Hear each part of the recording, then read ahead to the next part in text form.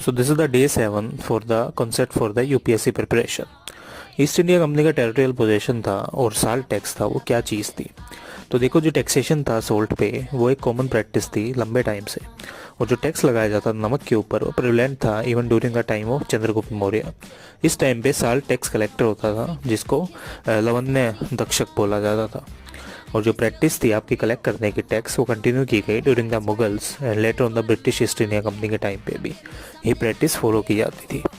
East India क्या है, commercial trade करती थी। रेवेन्यू के सोर्स ही दो थे, एक तो कमर्शियल ट्रेड करो आप, और दूसरा रेवेन्यू जो आपको जनरेट हो रहा है ईस्ट इंडिया ने जो कब्जा कर रखा है पोजेशंस के ऊपर, और प्लस तीसरा साल्ट टैक्स के थ्रू। तो ये तीन न्यू रेवेन्यू सेगमेंट्स होते थे जिनके थ्रू आप पैसा कमाते थे।